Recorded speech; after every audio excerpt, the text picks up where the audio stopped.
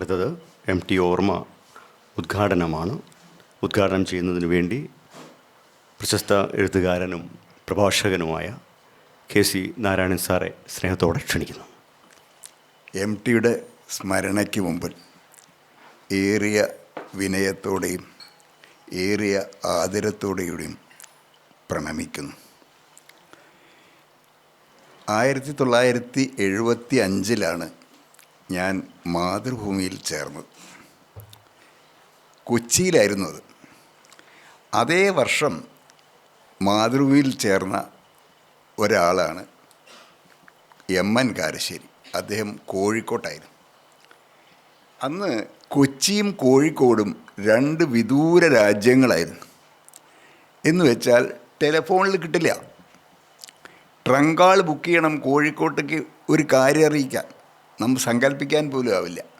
ഞങ്ങൾക്കുള്ള പരസ്പര ബന്ധം, അതായത് രണ്ട് ഓഫീസുകൾ തമ്മിലുള്ള പരസ്പര ബന്ധം ഇടയ്ക്കിടയ്ക്ക് മുറിഞ്ഞു പോകാവുന്ന ഒരു ടെലിപ്രിൻ്റർ ലൈൻ മാത്രമാണ്. അങ്ങനെ ഇരിക്കുമ്പോൾ 2 കൊല്ലം കഴിഞ്ഞ് 1977 ഒരു സെപ്റ്റംബർ ഒക്ടോബറോ ഒക്കെ ആണ് തോന്നുന്നു, ഞങ്ങളുടെ ന്യൂസ് എഡിറ്ററായ ശ്രീധരൻ നായർ അദ്ദേഹം അർജൻറ്റായിട്ട് ഒരു മീറ്റിംഗ് വിളിച്ചു. എഡിറ്റോറിയലത്തെ ആളുകളെ മുഴുവൻ ഒരു മീറ്റിംഗ് വിളിച്ചു. എന്നിട്ട് പറയുകയാണ്, നമ്മുടെ MT വാസുദേവൻ നായർ കലശലായ രോഗബാധയിൽ ആസ്പത്രിയിൽ ആണ്. പരിഭ്രമിക്കണ്ട, പക്ഷേ രോഗം ഗൗരവതരമാണ്. ഇപ്പം ശ്രീകുമാർ വിവരിച്ച ഏറെക്കുറെ ഇതേ രീതിയിലാണ് അന്നത്തെയും രോഗത്തിൻ്റെ നില. അപ്പോൾ ഓരോ ദിവസവും റിപ്പോർട്ടുകൾ വരും. ലേശം വ്യത്യാസമുണ്ട്, ലേശം വ്യത്യാസമില്ല. അങ്ങനെ ഒരു 2 ആഴ്ചയോ 3 ആഴ്ചയോ കാലം കഴിഞ്ഞു. അപ്പോൾ ഒരു ദിവസം രാത്രി അദ്ദേഹം പോകുന്നതിന് മുമ്പ് പറഞ്ഞു, ഇതാ MTയുടെ ജീവചരിത്രവും അദ്ദേഹത്തിൻ്റെ ചിത്രം വലിയ ബ്ലോക്ക് എടുക്കുക എന്നാണ് അന്ന് ഈ അതിൻ്റെ ചിത്രം അച്ചടിക്കാനുള്ള സാങ്കേതിക വിദ്യയ്ക്ക് പേര്. ഇന്ന് ബ്ലോക്കൊന്നും വേണ്ട. ആ ജീവചരിത്രവും ഫോട്ടോവും അനുബന്ധ ലേഖനങ്ങളും ഒക്കെ ഇതാ അടങ്ങിയിട്ട് ഞാൻ എൻ്റെ ഡ്രോയറിൽ വെച്ചിട്ടുണ്ട്. അതുകൊണ്ട് എപ്പോൾ വന്നാലും ഈ വാർത്ത വല്ലതും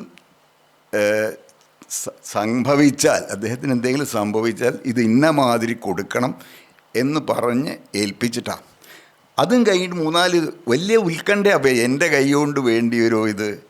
നമ്മളൊക്കെ MT സ്നേഹത്തിൻ്റെ ഒരു ആളുകളായതുകൊണ്ട് നമ്മൾ കൈ കൊണ്ട് എടുത്തു വെക്കേണ്ടി വരുമോ എന്ന് ഉത്കണ്ഠപ്പെട്ടിട്ടാണ് നമ്മൾ ദിവസവും രാത്രി 3:30 വരെ കാത്തു നിൽക്കും. അതിലപ്പുറം കാത്തിരിക്കാൻ സമയമില്ല. അപ്പോഴേക്ക് അവസാനത്തെ എഡിഷനും അടിച്ചു പോകും. അപ്പോൾ അങ്ങനെ കാത്തിരുന്ന് പിന്നെ ക്രമേണ നല്ല വാർത്തകൾ വരാൻ തുടങ്ങി. MTയുടെ നില ഭേദപ്പെട്ടു വരുന്നു. അങ്ങനെ ഓരോ ഇതൊക്കെ ഫോണൊന്നുമില്ല. ഫോൺ ട്രങ്കാൾ ബുക്ക് ചെയ്യണം, 4 മണിക്കൂർ വെയിറ്റ് ചെയ്യണം കോഴിക്കോട്ടേക്ക് ട്രങ്കാൾ കിട്ടാൻ. അങ്ങനെ നമുക്ക് വിളിച്ചന്വേഷിക്കാനും പറ്റില്ല. ഈ ടെലിപ്രിൻ്റർ ലൈനിൽ എന്ത് വാർത്ത വരുന്നു അത് കാണുക മാത്രമേ നമുക്ക് പറ്റുള്ളൂ. അപ്പോൾ അങ്ങനെ 3:30 വരെ ഓരോ ഷിഫ്റ്റിലുള്ള ആളുകൾ വെയിറ്റ് ചെയ്തുകൊണ്ടിരിക്കുക.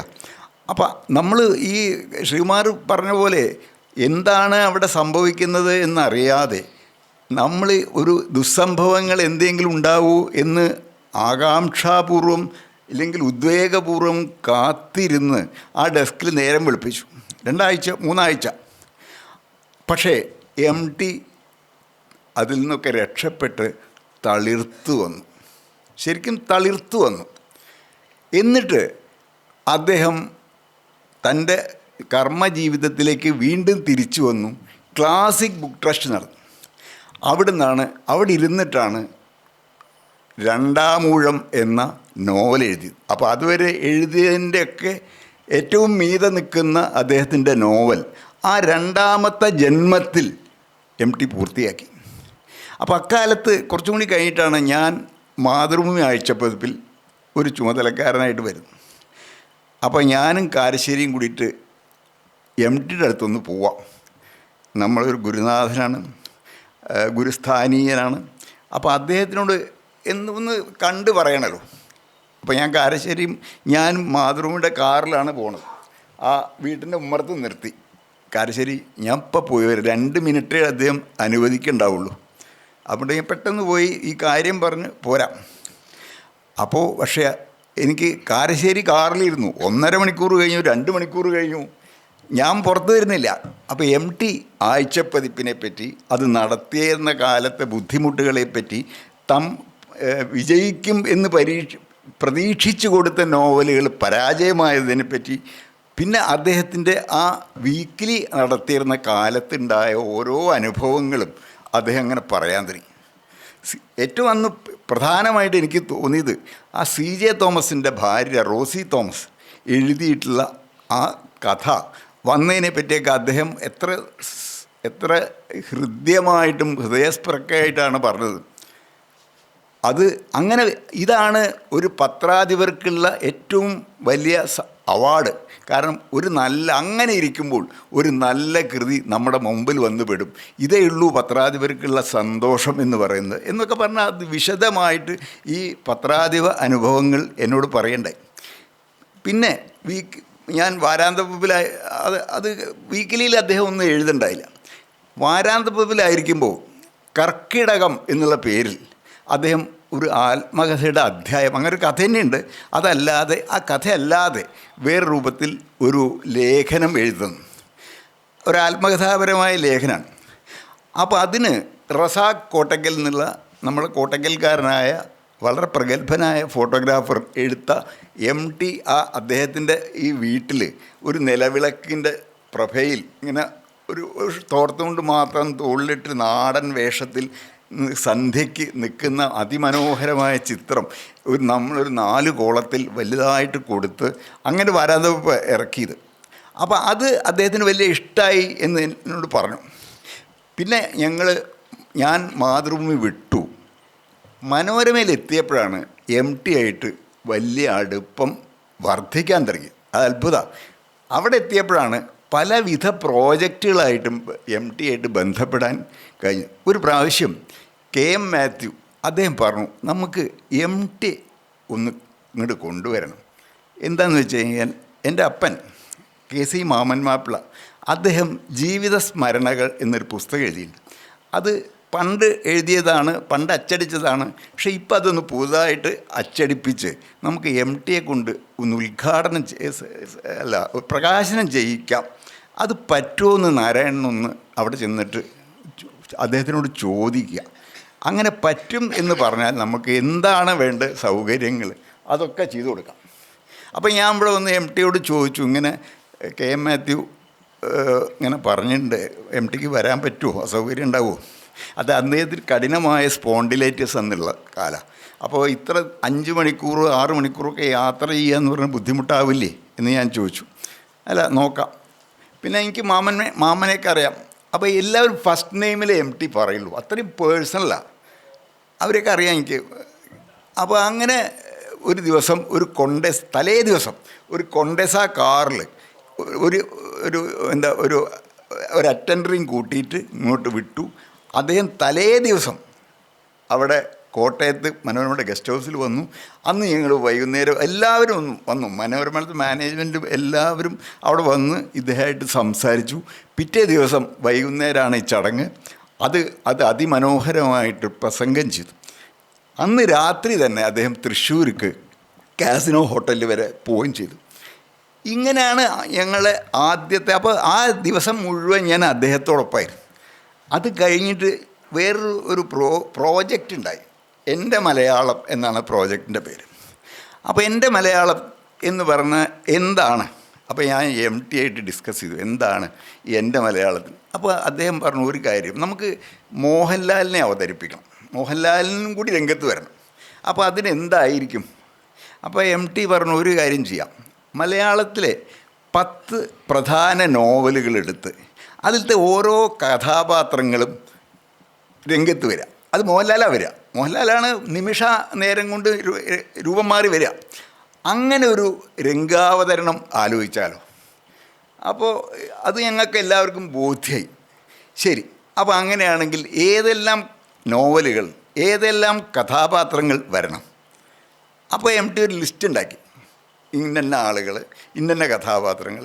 അവസാനം ഖസാക്കിൻ്റെ ഇതിഹാസത്തിലെ രവി, ഇങ്ങനെ ഒരു ലിസ്റ്റും ഒക്കെ ആയിട്ട് അതിനോടൊപ്പം തന്നെ എൻ്റെ മലയാളം എന്ന് പറഞ്ഞിട്ട് എല്ലാ കേരളത്തിൻ്റെ കേന്ദ്രങ്ങളിലും ഇത് സെമിനാറുകൾ, ഭാഷാ സംരക്ഷണം എന്നുള്ളതാണ് അതിൻ്റെ. മലയാള ഭാഷ അത് നശിച്ചു പോകരുത്, ക്ഷീണിച്ചു പോകരുത്. അത് MTയുടെയും ആഗ്രഹമാണ്, മലയാള പത്രങ്ങളുടെ മുഴുവൻ ആഗ്രഹമാണ്, മലയാളികളുടെ മുഴുവൻ ആഗ്രഹമാണ്, കേരള ജനതയുടെ മുഴുവൻ ആഗ്രഹമാണ്. അങ്ങനെ ഒരു സംരംഭത്തിന് MT ആണ് അതിൻ്റെ നിർദ്ദേശങ്ങളും ഒക്കെ തന്നത്. അവസാനം കേരള ഗവൺമെൻറ്റിന് ഇത് മുഴുവൻ എഴുതി ഇന്ന നിർദ്ദേശങ്ങൾ 10 നിർദ്ദേശങ്ങളുണ്ട്. ആ നിർദ്ദേശങ്ങൾ കേരള ഗവൺമെൻറ്റിന് സമർപ്പിക്കുന്നത് MT ആയിരുന്നു. അപ്പോൾ അങ്ങനെ വലിയ പ്രോജക്റ്റിൻ്റെ ഭാഗമായിട്ട് അതിൽ മോഹൻലാൽ പങ്കെടുത്തു, MT പങ്കെടുത്തു. ഇങ്ങനെ വലിയ പ്രോജക്റ്റിൻ്റെ ഭാഗമായിട്ട് MT, അതും എനിക്ക് വ്യക്തിപരമായിട്ട് വളരെ അടുക്കാൻ കഴിയും. അത് കഴിഞ്ഞിട്ട് വീണ്ടും അടുത്ത പ്രോജക്റ്റ്. MTയുടെ എല്ലാ കൃതികളും കൂടി അനേകം CD CD എന്നുള്ളത് ഇന്നില്ലാത്തൊരു ടെക്നോളജിയാണ്, ഇന്ന് ഒബ്സലേറ്റായി. പക്ഷേ അങ്ങ് അനേകം CD അടങ്ങിയ ഒരു പാക്കറ്റായിട്ട് ഇറക്കുക എന്നുള്ളൊരു സംരംഭം. അപ്പോൾ അതിന് ആദ്യം തന്നെ ചെയ്യേണ്ടത് ഈ റോയൽറ്റി എഗ്രിമെൻ്റൊക്കെ ആക്കുക. അങ്ങനെ നിയമപരമായ വലിയ പ്രശ്നങ്ങളുണ്ട്. MTയുടെ എല്ലാ കൃതികളും വീണ്ടും ടൈപ്പ് സെറ്റ് ചെയ്തിട്ട് ഈ CD-യിലേക്ക് കയറ്റണം. ഒരു 8 കൊല്ലത്തെ പ്രയത്നമായിരുന്നു. അപ്പോൾ അതിൻ്റെ ഇടയിൽ 8 കൊല്ലത്തെ പ്രയത്നം പറഞ്ഞാൽ അനേകം ടൈപ്പിസ്റ്റുകൾ ഇത് വീണ്ടും കീൻ ചെയ്തിട്ട് വീണ്ടും ഒരു ഫോർമാറ്റ് ഉണ്ടാക്കുകയാണ്. അങ്ങനെ ഇരിക്കുമ്പോൾ MTയോട് ഒരു കത്ത് വന്നു എനിക്ക്. പ്രിയപ്പെട്ട നാരായൺ, എൻ്റെ മകൾ അശ്വതിയുടെ വിവാഹമാണ്. അപ്പോൾ അതിലേക്ക് ഈ CD-യുടെ വകയിൽ വല്ല തുകയും വരാനുണ്ടെങ്കിൽ ഒരു 2 ലക്ഷം രൂപ എനിക്ക് അയച്ചെന്നാൽ തിരക്കില്ല. ഇനി നാരായണത് ചെയ്യാൻ ബുദ്ധിമുട്ടാണെങ്കിൽ ഞാൻ KM മാത്യുവിനോട് പറഞ്ഞ് ചെയ്യിച്ചോളാം. അപ്പോൾ ഞാൻ മാനേജ്മെൻറ്റിനോട് പറഞ്ഞിട്ടു, അവർക്കൊരു ബുദ്ധിമുട്ടുമില്ല, സന്തോഷപൂർവ്വം 2 ലക്ഷം അനുവദിച്ചു ഒരു ചെക്ക്. അപ്പോൾ ഞാനും ഇതിൻ്റെ ടെക്നിക്കൽ ചുമതല വഹിക്കുന്ന അനൂപ് രാമകൃഷ്ണൻ, അദ്ദേഹം ബോംബെ IIT-ന്ന് ഇതൊക്കെ പഠിച്ച് പാസ്സായി വന്ന സാങ്കേതിക വിദഗ്ധനും കലാകാരനും ഒക്കെയാണ്. അയാൾ സിനിമാ പ്രേമിയാണ്. അപ്പോൾ ഞാനും അനൂപും കൂടിയിട്ട് ഇവിടെ MTയെ കാണാൻ വരിക. അപ്പോൾ അദ്ദേഹം വീട്ടിലധികം ഇരിക്കില്ല, പുറത്ത് ഒരു ഫ്ലാറ്റുണ്ട്. അന്ന് അപ്സര തിയേറ്ററിൻ്റെ മുമ്പിലുള്ള ഒരു ബിൽഡിങ്ങിലായിരുന്നു ആ ഫ്ലാറ്റ്. അപ്പോൾ ആ ഫ്ലാറ്റിൻ്റെ ഇരിക്കുകയാണ്. അപ്പോൾ ഞങ്ങൾ ചെന്നു. അദ്ദേഹം ഒരു അരപ്പുഞ്ചിരി വന്നു പോയോ മുഖത്ത് എന്നൊരു സംശയം.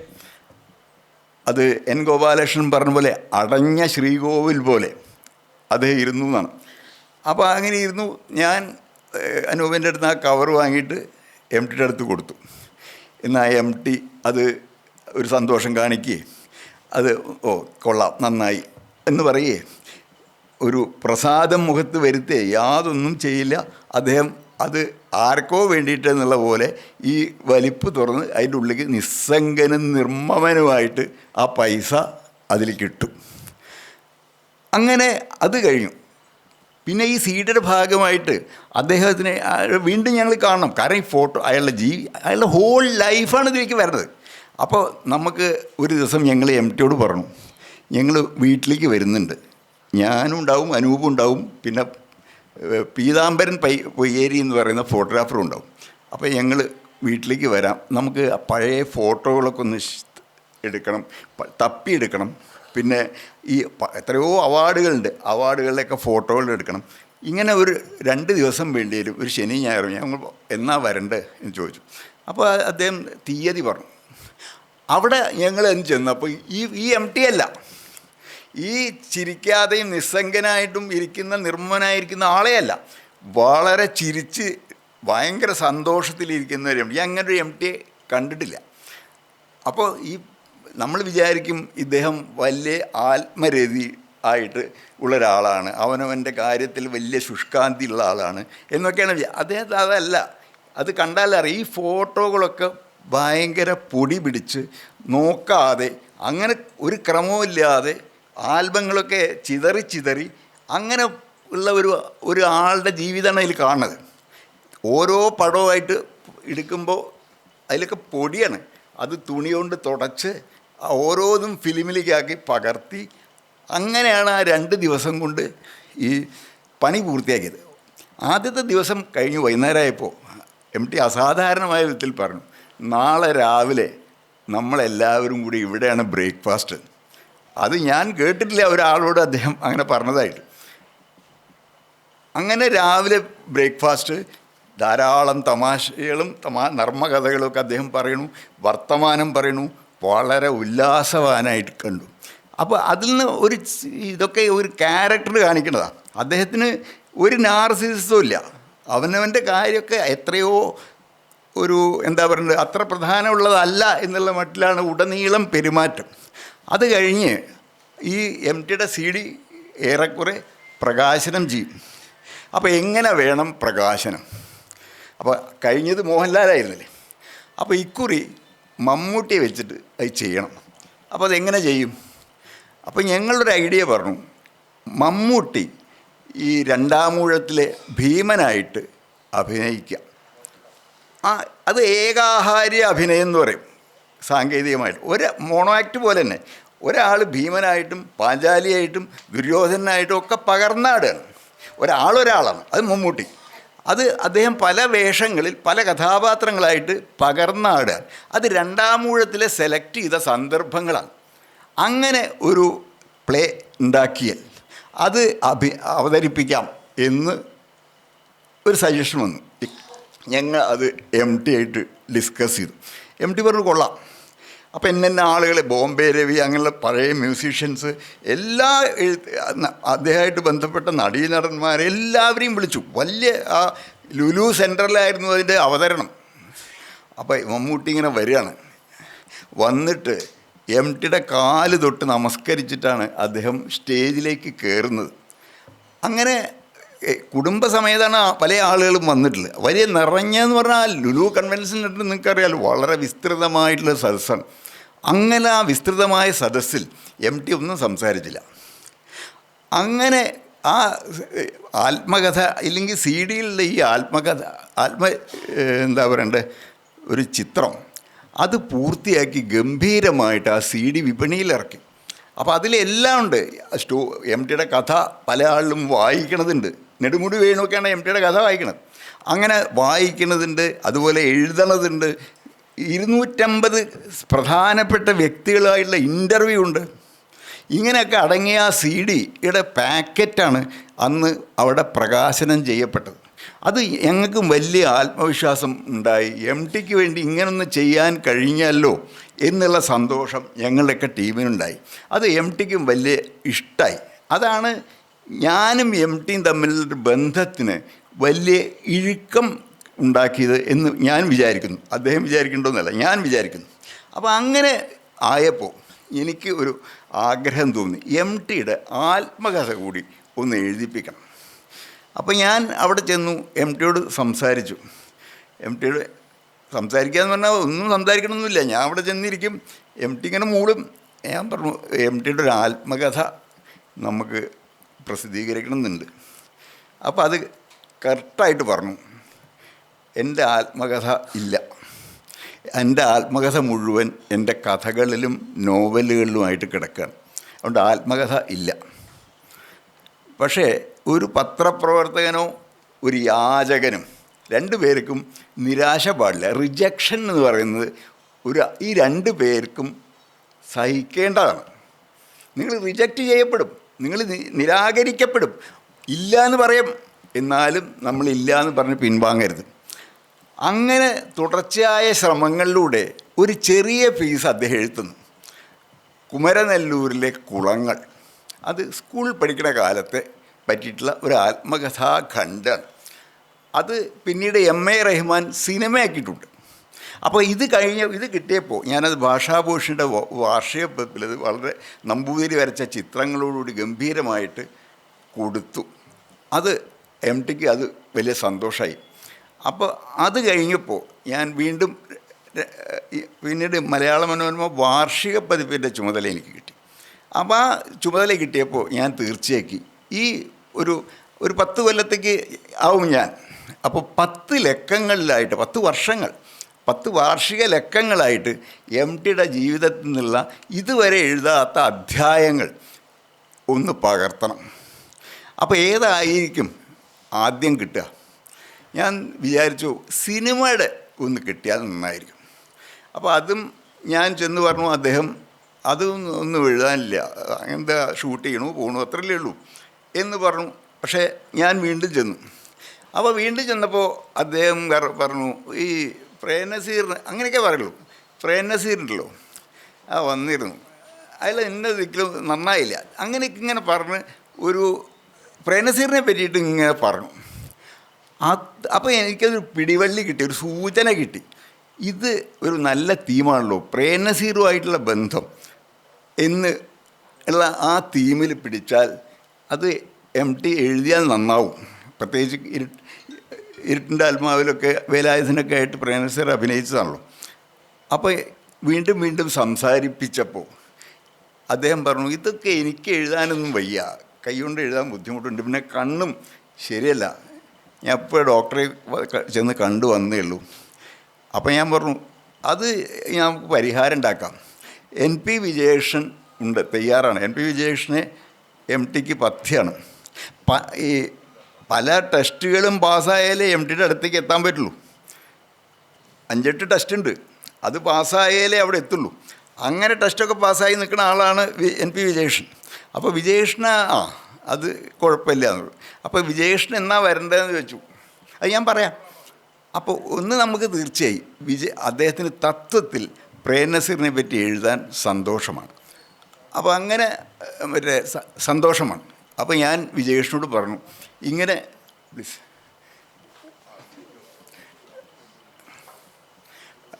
വിജയേഷിനോട് പറഞ്ഞു, എം ടി ഏറെക്കുറെ സമ്മതിച്ചിട്ടുണ്ട്. അപ്പോൾ ശബ്ദം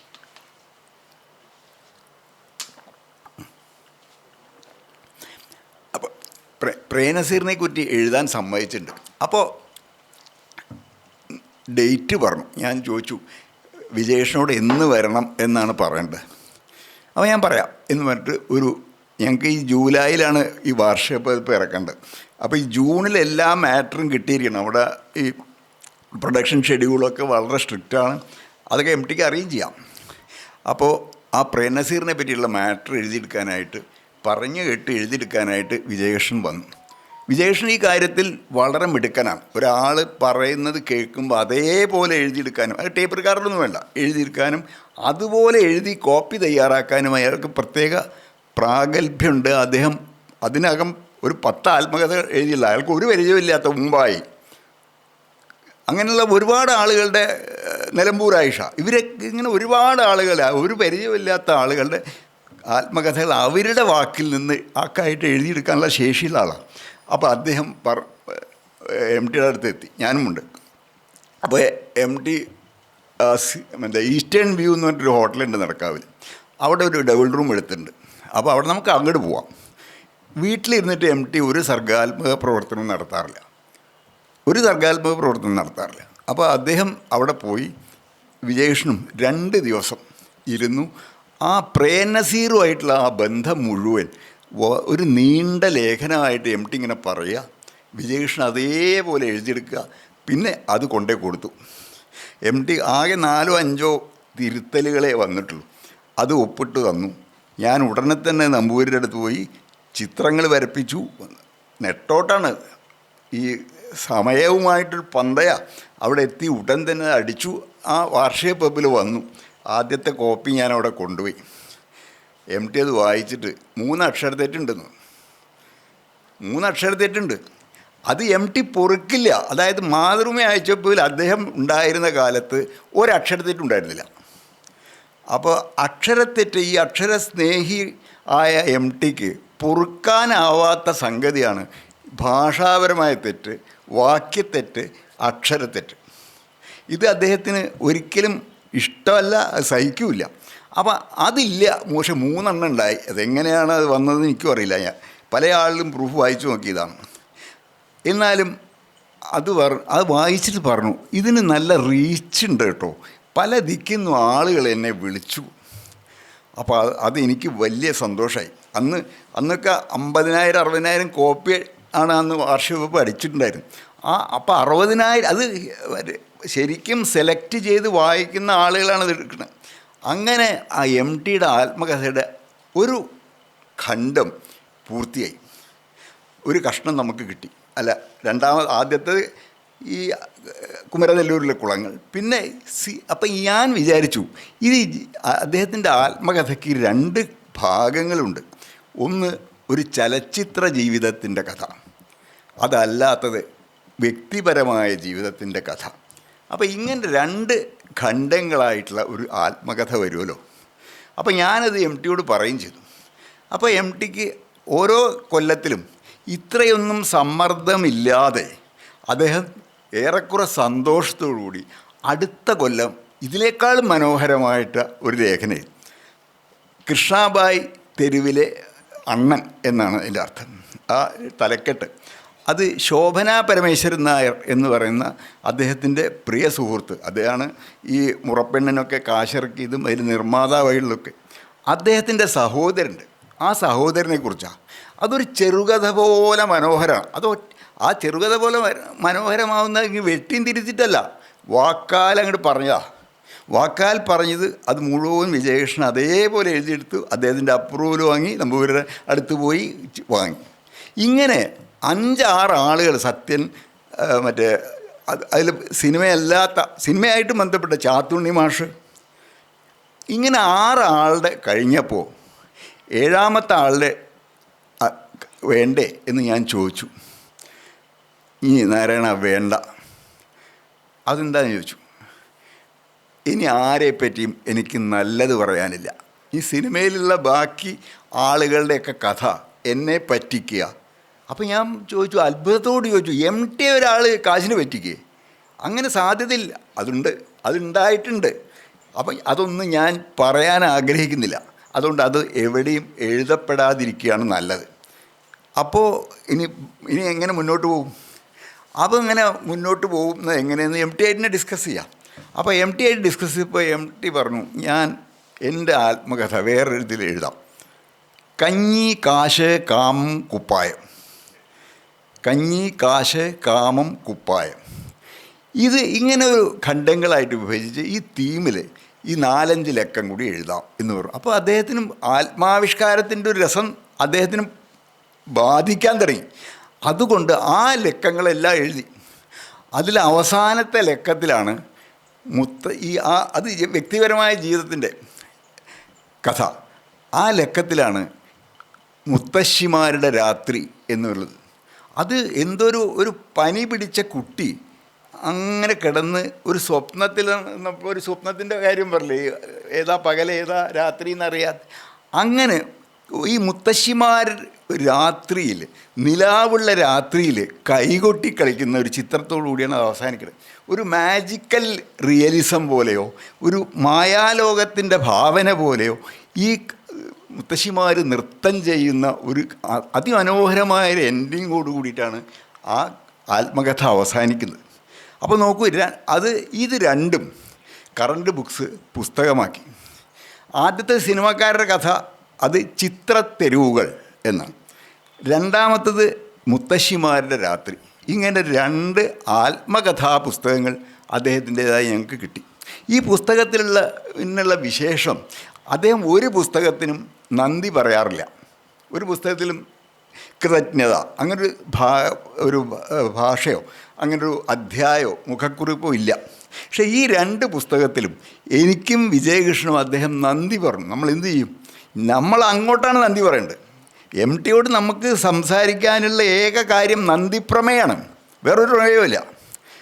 അത് സമൃദ്ധമായിട്ട് കൊടുക്കുക എന്നുള്ളതല്ല, അദ്ദേഹം നമുക്ക് നന്ദി പറയുക, അങ്ങനെ നന്ദി രേഖപ്പെടുത്തുക, ഇതൊക്കെ ഏറ്റവും അസാധാരണം എന്ന് ഞാൻ പറയുന്നു.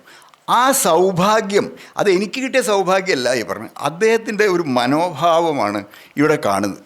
അപ്പോൾ ഇങ്ങനെ ഈ ആത്മകഥ ഇങ്ങനെ പൂർത്തിയായിക്കൊണ്ടിരിക്കുമ്പോഴാണ് അദ്ദേഹം നിൻ്റെ ഓർമ്മയ്ക്ക് എന്ന് പറഞ്ഞിട്ട് പണ്ട് ഒരു കഥ എഴുതിയിട്ടുണ്ട്.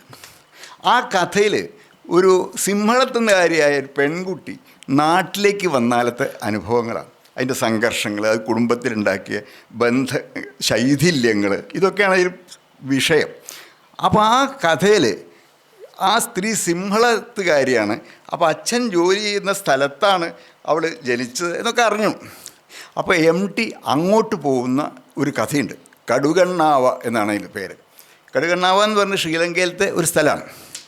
അപ്പോൾ അവിടുന്ന് വന്ന് ഇവിടെ അപ്പോൾ ഈ അതിൽ MT വാസുദേവൻ നായരെ പോലുള്ള ഒരാൾ ഒരു ഓഫീസിലെ പത്രപ്രവർത്തകനാണ്. അപ്പോൾ അദ്ദേഹം ആ കടുകണ്ണാവ സന്ദർശിക്കാൻ പോവുക. അപ്പോൾ ആ കടുകണ്ണാവയിൽ പോയി അവിടെ അങ്ങനത്തെ നായർ സാബ് അങ്ങനെ ഒരാൾ അവിടുത്തെ ആർക്കും ഓർമ്മയില്ല. ആ സ്ഥലമൊക്കെ മാറിക്കണം. അപ്പോൾ അവിടെ ഒരാൾ പറഞ്ഞു അവിടെ ഒരു പെൺകുട്ടി അതിലൊരു ചെക്കനെ ഇരിക്കുന്നുണ്ട്. അപ്പോൾ അയാൾ ഒരുപക്ഷെ ഇവരുടെ പരമ്പരയിൽപ്പെട്ട ആളായിരിക്കാം, നിങ്ങളൊന്ന് ചോദിച്ചു നോക്കൂ. അപ്പോൾ ആ പയ്യൻ ഒരു മന്ദബുദ്ധി പോലെ ഒരാളാണ്.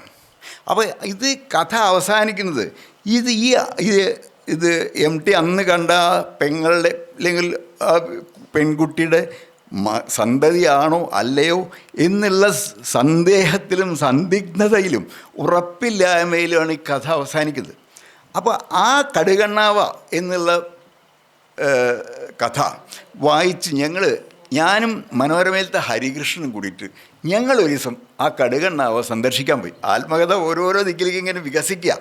അപ്പം ഞങ്ങൾ രണ്ടുപേരും കൂടി ശ്രീലങ്ക സന്ദർശിച്ചപ്പോൾ മറ്റേ ഇവിടുന്ന് ശ്രീലങ്ക ഈ പോയവരൊക്കെ അറിയാം, കൊളംബോന്ന് കാൻഡി എന്ന് പറയുന്ന സ്ഥലത്തേക്കുള്ള ഹൈവേയിൽ ഒരു മധ്യബിന്ദുവിലാണ് ഈ കടുകണ്ണാവ.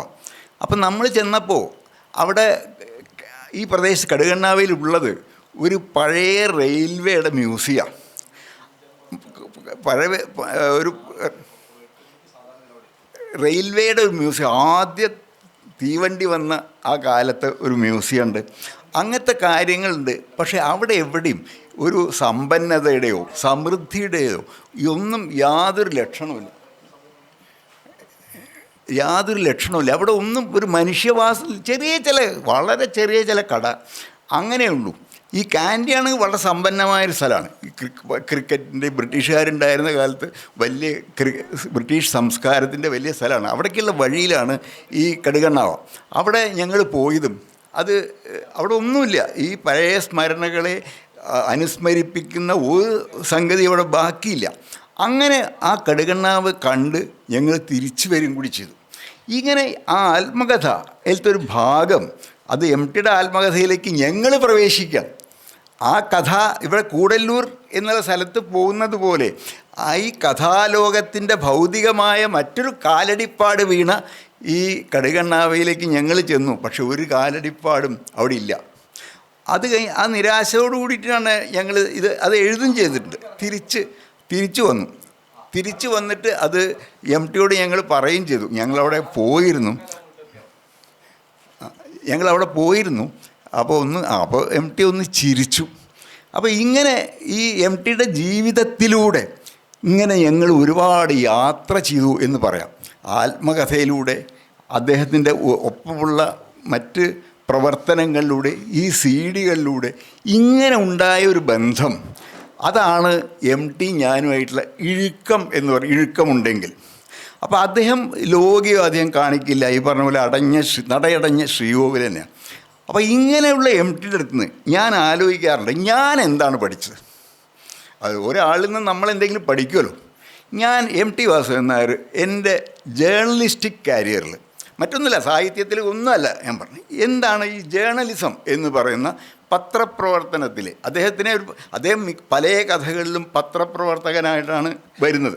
ഇപ്പോൾ ഈ കടുകണ്ണാവയിലും അദ്ദേഹം പത്രപ്രവർത്തകനായിട്ട് ഒരു ഏഷ്യൻ കോൺഫറൻസിന് പോവുകയാണ്. അതല്ലാത്ത പല വിത്തുകളിലുണ്ട് പത്രപ്രവർത്തകൻ എന്നുള്ള അയാളുടെ ക്യാരക്ടറാണ്. അപ്പോൾ എന്താണ് ഞാൻ പഠിച്ചത് എന്ന് അതിൻ്റെ ഒരു ഉദാഹരണം കൂടി പറഞ്ഞ് ഞാൻ അവസാനിപ്പിക്കാം. അപ്പോൾ അന്നൊക്കെ 1979 മാതൃഭൂമിക്ക് കാർഷിക വ്യാവസായിക സപ്ലിമെൻ്റ് എന്ന് പറഞ്ഞിട്ട് ഒരു ഈ പഞ്ചവത്സര പദ്ധതി ഒക്കെ ആയിട്ട് ബന്ധപ്പെട്ടിട്ട് ഒരു പതിപ്പുകളുണ്ടാവും. അത് ഈ ന്യൂസ് പേപ്പർ രണ്ടായിട്ട് മടക്കിയാൽ എങ്ങനെയുണ്ട് അതേ സൈസാണ്. കവറൊന്നുമില്ല, പക്ഷെ തുന്നിക്കെട്ടുണ്ട്. അപ്പോൾ അതിൽ മറ്റേ അതിൻ്റെ ചാർജ് ഈ ഒരു സീനിയറായ എഡിറ്റർ, അത് ജോലിയൊക്കെ ഞാൻ അങ്ങനെയുള്ള ചെറുകിട സബ് എഡിറ്റർമാർ ചെയ്യാം. അങ്ങനെയാണ് അതിൻ്റെ ജോലി വിഭജനം. അപ്പോൾ 78-79 കാലത്ത് അതിൻ്റെ ചാർജായിട്ട് വന്നത് സീനിയർ എഡിറ്റർ എന്നുള്ള നിലയ്ക്ക് MT വാസുദേവൻ നായർ. അദ്ദേഹം പീരിയോഡിക്കൽസാണ് കൈകാര്യം ചെയ്യുന്നത്, ഡെയിലി ജേർണലിസം അല്ല. പക്ഷേ അദ്ദേഹമാണ് അതിൻ്റെ ചാർജായി വന്ന് ഞാൻ അതിൻ്റെ ജോലിക്കാരൻ വരും. അപ്പോൾ ഒരുപാട് മാറ്റർ വരും. അതൊക്കെ വിരസമായിട്ടുള്ള ഈ സ്റ്റാറ്റിസ്റ്റിക്സും അങ്ങനെ പദ്ധതികളുടെ കണക്കുകളും അടങ്കൽ തുക ഇങ്ങനെയുള്ള സാങ്കേതിക വാക്കുകളൊക്കെ അടങ്ങിയ ഒരുതരം ലേഖനങ്ങളാണ്. അപ്പോൾ ഞാനിതൊക്കെ കുത്തിക്കെട്ടി കൊണ്ടുപോയി MTയുടെ ഓഫീസിലാണ്, MM പ്രസ്സിലാണ്. അപ്പോൾ അദ്ദേഹം ഇരിക്കാനൊന്നും പറയില്ല, ആരോടും പറയാറില്ല. അത് ഞാനിരുന്നു, കാരണം ഇത് താങ്ങി പിടിച്ചിട്ട് നിൽക്കാൻ പറ്റില്ലല്ലോ. അപ്പോൾ ഞാൻ അവിടെ ഇരുന്നു. അപ്പോൾ MT അതൊക്കെ മറച്ചു നോക്കി, അതിൻ്റെ ഹെഡിങ്ങുകളും അങ്ങനത്തെ കാര്യങ്ങളൊക്കെ നോക്കി. അപ്പോൾ MT പറഞ്ഞു, ഇത് വായിക്കില്ല, ഇപ്പോൾ ഈ കണക്കിന് ഇത് ആരും വായിക്കില്ല. പണ്ടും ഈ പതിപ്പുകളൊന്നും ആരും വായിച്ചേർന്നില്ല. അപ്പോൾ ഇത് വായിപ്പിക്കുന്നതാക്കണം. അതാണ് ജേർണലിസത്തിൻ്റെ ഒരു വലിയ വെല്ലുവിളി. ഒരു സാധനം ആളുകളെ കൊണ്ട് വായിപ്പിക്കുക എന്നുള്ളതാണ്. അത് എടുത്തു ഞാൻ. ശരി, അപ്പോൾ എന്താ ചെയ്യേണ്ടത്? അദ്ദേഹം പറഞ്ഞു, ഇതിപ്പോൾ ഈ ഒരു പദ്ധതി, ഈ പദ്ധതി വർണ്ണിക്കും, വിവരിക്കും, വസ്തുതകൾ കൊണ്ട് വിശദീകരിക്കുകയൊക്കെ ചെയ്യും. പക്ഷെ അതല്ല വേണ്ടത്. ഇതിൻ്റെ റിസീവിങ് എൻഡ് ഉണ്ടല്ലോ, അതിൻ്റെ ഗുണമോ ദോഷമോ അനുഭവിക്കുന്ന ജനങ്ങളുടെ ഭാഗത്തു നിന്ന് ഇതിനെന്ത് ഗുണമാണുള്ളത്, എന്ത് ദോഷമാണ് വരുത്തുക, അവിടെ നിന്ന് ഇങ്ങോട്ട് തിറങ്ങുക. അപ്പോൾ ആളുകൾ ആരായാലും തങ്ങൾക്ക് ഗുണമോ ദോഷമോ ഉണ്ടാകുന്ന ഒരു വാർത്തയോ ലേഖനമോ ആണെങ്കിൽ അത് വായിക്കും. അപ്പോൾ വായിപ്പിക്കാനുള്ള ഏറ്റവും പ്രധാനമായിട്ടുള്ള ഒരു ഘടകമായിട്ട് വരേണ്ടത് അത് നിങ്ങളെ ബാധിക്കും എന്നുള്ള അവസ്ഥ വരുമ്പോഴാണ്. അതല്ലാത്ത ഒന്നും ആൾ വായിക്കില്ല. നിങ്ങളെ ബാധിക്കും എന്ന് പറയുന്ന ഒരു സംഗതിയാണ് അദ്ദേഹം പറഞ്ഞു. അതാണ് റീഡബിലിറ്റി ഉണ്ടാക്കുന്ന ആ ഒരു ഘടകമാണ്. ബാക്കിയൊക്കെ ജേർണലിസത്തിലാണ് പറഞ്ഞത്, സാഹിത്യത്തിലല്ല. അപ്പോൾ അതുണ്ടെങ്കിൽ വായിക്കും. അപ്പോൾ പിന്നെ എന്താ ചെയ്യേണ്ടത്? ഈ സംഗതി അതിൻ്റെ തുടക്കം റിവേഴ്സാക്കുക. അതായത് ഈ റിസീവിങ് എൻഡ് ഇങ്ങോട്ട് തുടങ്ങുക. ഇപ്പോൾ ഒരു പദ്ധതിയാണെങ്കിൽ ആ പദ്ധതി അനുഭവിക്കുന്ന ആളുകളിൽ അതെന്തൊരു വ്യത്യാസമാണ് ഉണ്ടാക്കുക.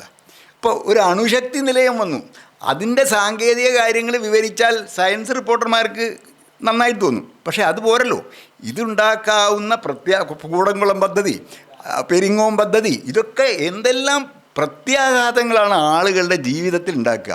അതനുസരിച്ചിട്ട് വേണം അവർക്ക് ഡിസിഷൻ മേക്കിംഗ് നടത്താൻ. ഇത് വേണോ വേണ്ടയോ? അപ്പോൾ ജനങ്ങളുടെ ഈ ഡിസിഷൻ മേക്കിങ്ങിൽ സഹായിക്കാൻ ആണ് പത്രപ്രവർത്തനം. അപ്പോൾ ഇത് വളരെ ഇമ്പോർട്ടൻ്റായ ഒരു പോയിൻ്റാണ്. അപ്പോൾ അതിന് സഹായിക്കുക എന്നുള്ളതാണ് ഈ പദ്ധതികളുടെ ഒക്കെ ഒരു ഉദ്ദേശം. അപ്പോൾ അങ്ങനൊരു സംഗതി നടക്കുന്നുണ്ടോ?